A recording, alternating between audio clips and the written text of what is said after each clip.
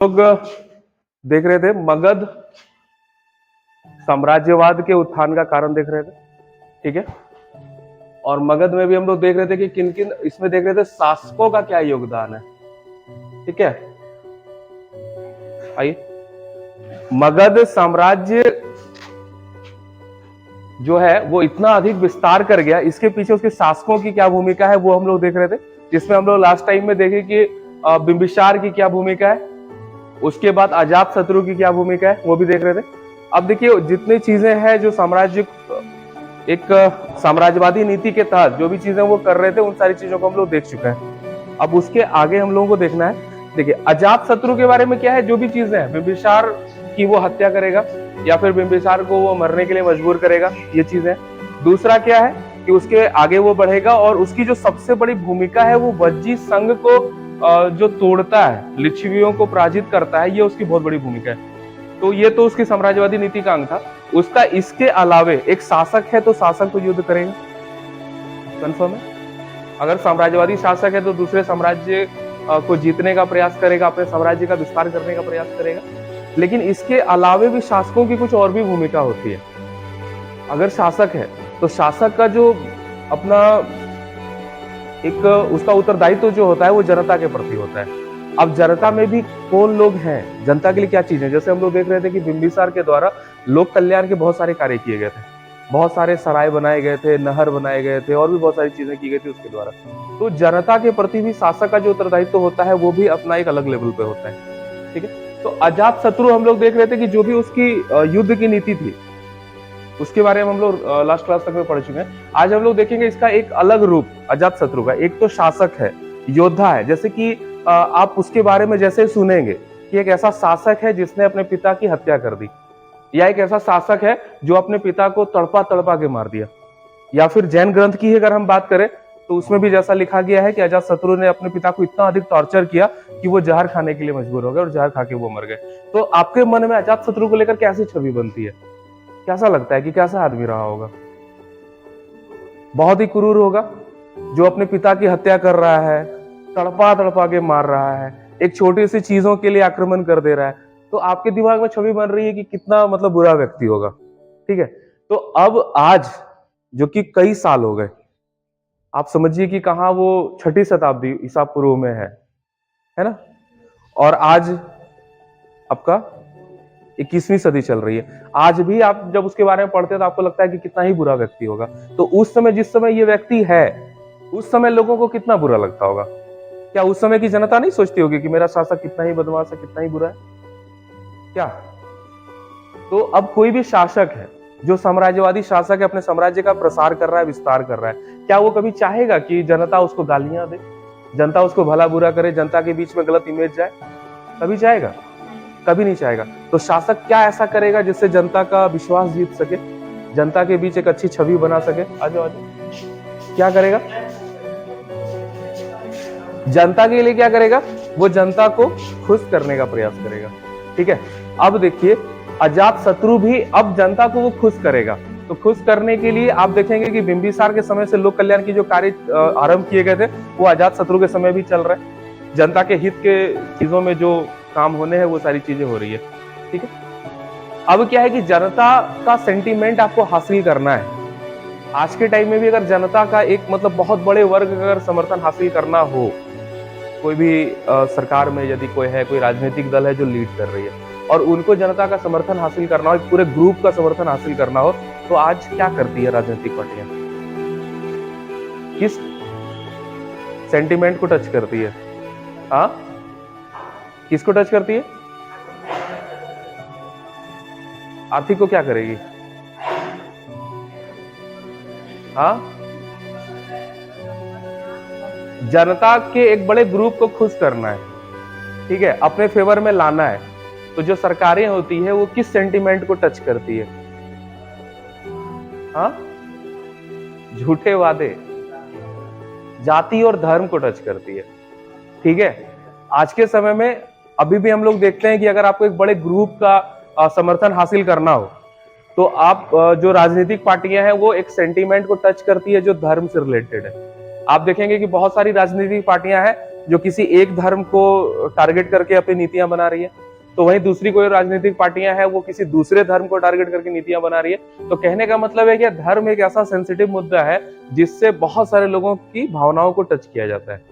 ठीक है, अजात शत्रु सोचिए आज ये चीजें हो रही है तो आज से कई वर्ष पहले तब अजात शत्रु इस चीज को देखेंगे कि इन्वेंट करेगा। ठीक है, अब अजात शत्रु की छवि इतनी खराब हो गई है, लोग इसको इतना बुरा बोल रहे हैं, तो ये अपनी छवि सुधारने के लिए अपनी एक नई पॉलिसी स्टार्ट करेगा, अपनी एक नीति स्टार्ट करेगा जो कहलाएगी अजात शत्रु की धार्मिक नीति। ठीक है, अजात शत्रु की धार्मिक नीति आप देखेंगे। अजात शत्रु जो प्रारंभ है, क्योंकि बिंबिसार जो है वो भगवान बुद्ध का मित्र है, बहुत अच्छी दोस्ती है दोनों में, और अजात शत्रु बिंबिसार को पसंद नहीं करता है। अजात शत्रु को बिंबिसार अच्छा नहीं लगता है, और बिंबिसार जो है वो बौद्ध धर्म मानने वाला है। इसी के कारण से अजात शत्रु जो है वो जैन धर्म का एक तरीके का पोषक बन जाता है। ठीक है, लेकिन अब तब तक क्या हुई है कि जब अजात शत्रु शासक बन रहा है उसकी छवि बहुत ही ज्यादा खराब हो जा रही है, क्योंकि एक तो पिता की हत्या कर रहा है, दूसरी क्या है कि वज्जियों के विरुद्ध बहुत ज्यादा षड्यंत्र कर रहा है। आप लोग लास्ट क्लास में भी जैसा हम लोग बात कर रहे थे कि वज्जी संघ को तोड़ने का वो बहुत प्रयास करता है, लेकिन वज्जी संघ को वो तोड़ नहीं पा रहा है, और इसके कारण से क्या करता है कि वो छल करता है, और उसके जो मंत्री थे सुनीगो और वरस्कार उनको वहां पे भेजता है, और वज्जी जिसको अष्टकुलिक बोलते हैं, वज्जी एक संघ है जिसमें 8 अलग अलग कुल उसके अंदर में थे और सारे लोग मिलकर शासन करते थे, और ये छल करता है और एक गलत तरीके से उन सभी के बीच में फूट पैदा कर देता है। जैसे अंग्रेजों की नीति तो बहुत बाद में आ रही है, फूट डालो राज करो, अजात शत्रु इसको कई साल पहले ही अप्लाई करता है। ठीक है, अब क्या है कि छवि खराब है, तो अब इसको ठीक करना है और जनता का समर्थन हासिल करना है। तो समर्थन हासिल करने के लिए वो अपनी धार्मिक नीति को एक अलग लेवल पर लेकर जाएगा। और उस समय के भारत में क्या था कि बहुत सारे लोग यहाँ पे थे जो बौद्ध धर्म को मानने वाले थे। तो जो धर्म है, अब आपको धार्मिक दृष्टि से अपनी छवि को अच्छा करना है, तो जो धर्म जिस धर्म को मानने वाले बहुत सारे लोग हैं आपको उसको टच करना पड़ेगा। अब अगर एक कोई धर्म है जो बिल्कुल अल्पसंख्यक है तो राजनीतिक दृष्टि से उसको महत्व नहीं दिया जा रहा है, और जो है बहुसंख्यक धर्म है तो राजनीतिक दृष्टि से उसको महत्वपूर्ण माना जा रहा है। अजात शत्रु भी उस समय के प्रचलित धर्म बौद्ध धर्म के महत्व को ये समझ रहा है, और हम लोग देखते हैं कि आने वाले समय में ये बुद्ध के शरण में जाता है, और भगवान बुद्ध को ये कहता भी है कि मेरे हाथों पिता की हत्या हो गई या मेरे कारण पिता की मृत्यु हो गई, तो भगवान बुद्ध उसको कहते हैं कि जाओ, लेकिन फिर से ऐसा पाप मत करना। तो इसका प्रसंग का उद्देश्य यही है कि कहीं ना कहीं अजात शत्रु अपनी छवि को बेहतर करने का प्रयास कर रहा है। ठीक है, अब धार्मिक नीति में है, अब क्या चीजें हो रही है। अब देखिए, इसका एक तरीके से अजात शत्रु का किस्मत ही अच्छा कहें कि उस समय क्या बौद्ध धर्म प्रचलित है समाज में, दूसरा जैन धर्म प्रचलित है, और तीसरा जो एक बड़ा धर्म और था जिसको बोलते थे आजीवक धर्म। अब ऐसा एक संयोग है कि तीनों ही धर्म के जो प्रणेता हैं, बौद्ध धर्म के हैं भगवान बुद्ध, जैन धर्म के हैं महावीर, और एक है आजीवक संप्रदाय, उसके है मक्खली पुत्र गोशाल, उनका नाम है मक्खली पुत्र गोशाल। और इन तीनों की जो मृत्यु है वो उनके ही समय में हो रही है, तीनों को जो निर्वाण प्राप्त हो रहा है अजात शत्रु के समय में हो रहा है। और इसमें भी सबसे बड़ा जो धर्म है वो बौद्ध धर्म है। तो बौद्ध धर्म को ये बहुत ज्यादा प्रश्रय देगा, खुद भी बौद्ध धर्म को एडॉप्ट करेगा, हमेशा भगवान बुद्ध के कंसल्ट में रहेगा। और उसके बाद ये जैसे भगवान बुद्ध की जब मृत्यु हो रही है, उनका जब निर्वाण प्राप्ति उनको हो रहा है, उस समय आप लोगों ने शायद पढ़ा होगा कि उनके अवशेषों को 8 भाग में बांटा गया था, और जो प्रमुख क्षेत्र थे, प्रमुख लोग थे, उन लोगों के बीच 8 पार्ट किया गया, और उसमें से जो अजात शत्रु का पार्ट था वो अजात शत्रु लेकर आता है अपने पास, और उसमें ये एक स्तूप बनाएगा जो राजगृह में था, राजगृह या राजगीर जो भी बोले। ठीक है, अब राजगीर में वो स्तूप बनाएगा। अब स्तूप बना रहा है, जैसे आज के समय में देखिएगा कि धार्मिक दृष्टि से भी बहुत सारे कार्य किए जा रहे हैं, तो उस समय अजात शत्रु करेगा। और वहां पे अब भगवान बुद्ध, जिसको मानने वाले बहुत सारे लोग हैं जो बौद्ध धर्म को मान रहे हैं, और श्रद्धा बहुत लोगों की है, और जैसे ही भगवान बुद्ध को निर्वाण प्राप्ति हुई तो उनके प्रति श्रद्धा जनता की और भी बढ़ गई। और ऐसे समय में जब उनके अवशेषों पर वो स्तूप बनाएगा तो अजात शत्रु की भी महत्ता बढ़ेगी। अब लोगों को लगेगा क्योंकि जिसको मानने वाले बहुत सारे लोग हैं, आप उनके प्रति सम्मान प्रदर्शित कर रहे हैं, तो उनके जो प्रशंसक है या उनके जो समर्थक है, उनकी सहानुभूति आपके प्रति हो जाएगी। और इस दृष्टि से अजात शत्रु एक अच्छा खासा इमेज बनाने में सफल भी हो जाता है। ठीक है, तो धार्मिक नीति में हम लोग देखते हैं कि एक ये काम कर रहा है, स्तूप बना रहा है, भगवान बुद्ध के शरण में जा रहा है। और अब इसके बाद और एक चीज जो आप लोग जान रहे होंगे कि भगवान बुद्ध के महापरिनिर्वाण के बाद एक बौद्ध संगीति हुई थी, एक कॉन्फ्रेंस हुआ था जिसको हम लोग प्रथम बौद्ध संगीति बोलते हैं। कहाँ पे हुआ था? राजगीर में हुआ था। तो उसमें भी हम लोग देखते हैं कि अजातशत्रु के समय में, क्योंकि उसी समय में महापरिनिर्वाण हो रहा है, और जो बौद्ध धर्म के जो विचारक हैं, क्योंकि एक स्थिति उस समय आई थी कि बौद्ध धर्म आगे कैसे चलेगा, क्योंकि अचानक से भगवान बुद्ध की मृत्यु हो गई है, महापरिनिर्वाण उनको प्राप्त हो गया है। तो उसके बाद इनको लगता है कि एक हम लोगों को कम से कम संकलन करना चाहिए कि भगवान बुद्ध ने क्या उपदेश दिया, कहाँ का क्या उपदेश दिया, और बहुत सारी ऐसी चीजें थी जिसको लेकर पहला कॉन्फ्रेंस किया गया था। अजातशत्रु इसमें भी बहुत बड़ी सहभागिता निभाएगा, और आप लोगों ने पढ़ा होगा कि प्रथम बौद्ध संगीति का संरक्षक जो है वो अजातशत्रु है। तो इससे भी उसकी बहुत अच्छी इमेज बनी। ठीक है, तो ये सब कुछ चीजें हैं जिसमें हम लोग देखते हैं कि अजातशत्रु करता है। इसके अलावे लेकिन एक कहावत है कि कर भला तो हो भला और कर बुरा तो हो बुरा। अजातशत्रु के साथ भी ऐसा ही होता है, क्योंकि पहले बहुत सारे ऐसे काम वो किया है। बिंबिसार की मृत्यु का बहुत बड़ा वजह है, वज्जियों के विरुद्ध उसका आक्रमण था, और बहुत सारी ऐसी चीजें थी जिसके कारण से उसका इमेज खराब है। और लेकिन बाद में वो बहुत अच्छे से काम कर रहा है, बाद में बहुत सारी चीजें कर रहा है, लेकिन फिर भी जो गलतियां पहले कर चुका है, बहुत सारे इतिहासकार या फिर जो उस समय के ग्रंथ है जिसमें लिखा गया है कि इसकी फिर ये अपने पिता की हत्या करा और इसकी हत्या फिर इसका बेटा कर देगा। ठीक है, इसका एक बेटा है, नाम है उसका उदयीन, एक शासक है उदयीन। और उदयीन के समय में क्या होता है कि अजातशत्रु शासक है, फिर ऐसी परिस्थिति बनती है कि उदयीन के हाथों फिर अजातशत्रु की हत्या हो जाती है। ठीक है, अब देखिएगा फिर आगे जब उदयीन शासक बनेगा, और उदयीन के शासक बनने के बाद फिर ये आगे बढ़ेगा, और फिर कहते हैं कि इसके बेटे के द्वारा इसकी हत्या होगी। हाँ, अरे नहीं माना जाता है, लेकिन बोलता है ना हत्या हो गया, इसकी हत्या हुई है, उदयीन की हत्या हुई है, इसको चाकू घोंप के मार डाला गया है।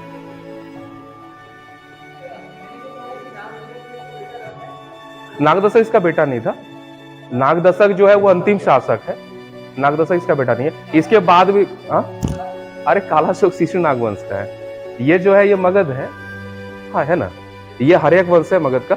इसके बाद जो होगा फिर वो नागदशक जिसकी बात कर रहे हो, फिर नागदशक शासक बनेगा, लेकिन अयोग्य शासक है, फिर उसको हटा के और फिर वहां पे शिशुनाग वंश, जो शिशुनाग एक व्यक्ति है वो शासक बनेगा, और फिर उसका जो उत्तराधिकारी होगा वो कालाशोक होगा।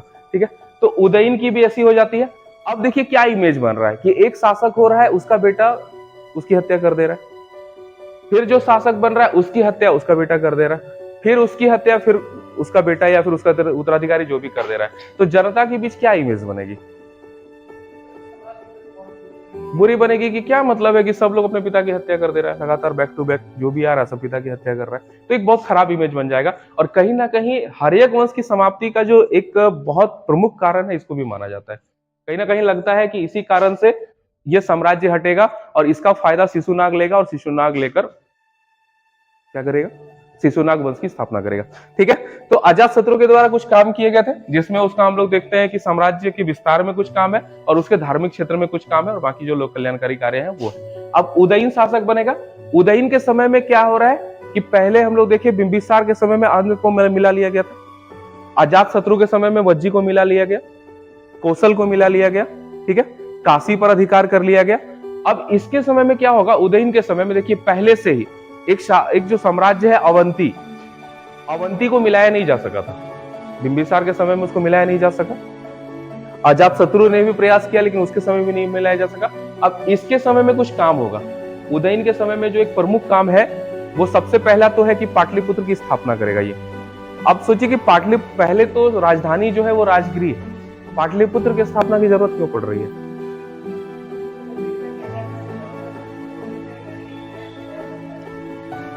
अच्छा, एक कारण और कोई कारण बताइए। पाटलिपुत्र को एज ए राजधानी जो वो बनाएगा उदयीन, उसको क्यों ऐसी क्या आवश्यकता पड़ गई पाटलिपुत्र को बनाने की? राजगिरी तो ठीक ठाक है, पाटलिपुत्र में एक दुर्ग का निर्माण तो अजातशत्रु ही कर दिया है, तो एक राजधानी के रूप में स्टैब्लिश करने का क्या कारण हो सकता है? बताइए कोई। हाँ, राजधानी, अच्छा और कोई कारण? एक कारण वो भी है, और कुछ?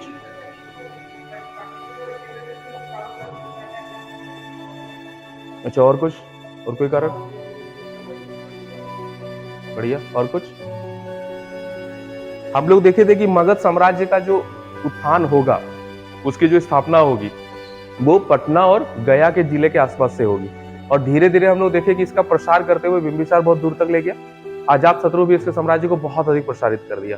तो जब भी राजधानी बनाई जाती है तो प्रयास किया जाता है कि बिल्कुल सेंटर पॉइंट पे बनाया जाए, ताकि कहीं तक भी पहुंचना आसान हो और कहीं तक के भी लोगों को राजधानी तक आने में उसको आसानी हो। इसके कारण से एक सेंटर पॉइंट पे बनाने का प्रयास किया जाता है। ऐसी स्थिति पाटलिपुत्र की थी, क्योंकि पहले जो साम्राज्य स्टार्ट हो रहा है वो राजगीर से हो रहा है, और राजगीर उस समय के लिए बेहतर था। लेकिन जैसे जैसे साम्राज्य का प्रसार होना स्टार्ट हुआ तो फिर आपका पाटलिपुत्र जो है वो प्रमुख स्थल पे आ गया।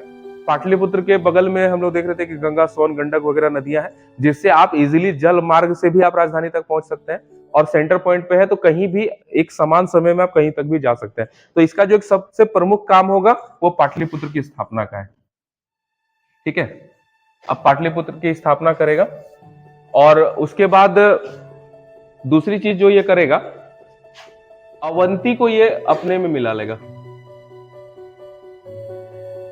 ठीक है, तो उदयन के बारे में कुछ चीजें हैं, बाद में फिर छोटे छोटे शासक बन रहे, बहुत महत्वपूर्ण नहीं है। अब देखिए जो अगला महत्वपूर्ण शासक बनेगा वो कौन बनेगा? शिशुनाग। अच्छा सॉरी, ये इसको नहीं मिलाया था ना, अवंती को शायद शिशुनाग मिला रहा है।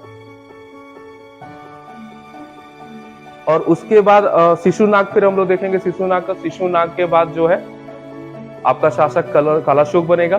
कालाशोक के समय में भी एक महत्वपूर्ण काम होगा, सेकेंड बुद्ध संगीति कालाशोक के समय में होगी, और कालाशोक का भी वैसा ही अंत होगा। फिर ये कहीं टहल रहा है, टहलते हुए कोई भी चाकू मार के निकल जा रहा है, फिर उसकी मृत्यु हो जा रही है। बाद में फिर अब महापद्मनंद शासक बनेगा, और महापद्मनंद भी कुछ क्षेत्र तक अपना विस्तार कर रहा है, और उसके बाद फिर महापद्मनंद का भी समापन होगा, और बाद में फिर मौर्य वंश आएगा। तो मगध साम्राज्यवाद के रूप में मुख्य रूप से हम लोग देख रहे हैं हर्यक वंश, दूसरा शिशुनाग वंश, तीसरा नंद वंश। ठीक है, और ये प्रमुख रूप से ये तीनों है, और इसमें से भी जो सबसे अधिक भूमिका है वो बिंबिसार अजातशत्रु की है, बाद बाकी की भी भूमिका है, लेकिन उन दोनों की बहुत अधिक भूमिका है। तो ये चीजें मगध साम्राज्यवाद के बारे में है, मगध साम्राज्यवाद से रिलेटेड इतनी सारी चीजें हैं। ठीक है, आज ना फीलिंग नहीं आ रहा है, मतलब पता नहीं, हाँ